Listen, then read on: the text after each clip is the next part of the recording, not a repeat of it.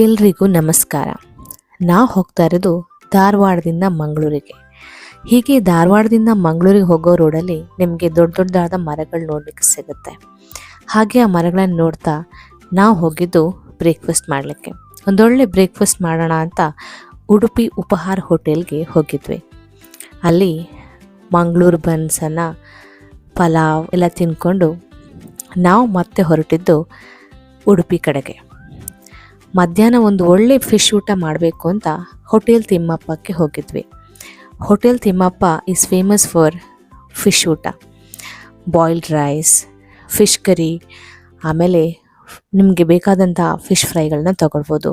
ನಾವು ಕೂಡ ಬೇರೆ ಬೇರೆ ಫಿಶನ್ನು ಟ್ರೈ ಮಾಡಿದ್ವಿ, ತುಂಬಾ ಚೆನ್ನಾಗಿತ್ತು. ಅಲ್ಲಿಂದ ಮತ್ತೆ ನಾವು ಹೊರಟಿದ್ದು ಪಬ್ಬಾಸ್ಗೆ. ಮಂಗಳೂರು ಅಂದರೆ ಕೇಳಬೇಕಾ, ಐಸ್ ಕ್ರೀಮ್ಗೆ ತುಂಬ ಫೇಮಸ್. ಅಲ್ಲಿ ಬೇರೆ ಬೇರೆ ವೆರೈಟಿ ಐಸ್ ಕ್ರೀಮ್ಸ್ಗಳು ಸಿಗ್ತವೆ.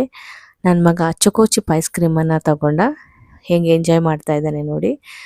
ಆಮೇಲೆ ಸ್ಪೆಷಲ್ ಗಡ್ಬರ್ಡ್, ಮಸ್ಕ್ ಮೆಲನ್ ಸಂಡೇ ಎಲ್ಲ ಐಸ್ ಕ್ರೀಮ್ಗಳನ್ನ ತಿಂದು ಮತ್ತೆ ನಾವು ನಮ್ಮೂರಿಗೆ ಹೊರಟ್ವಿ.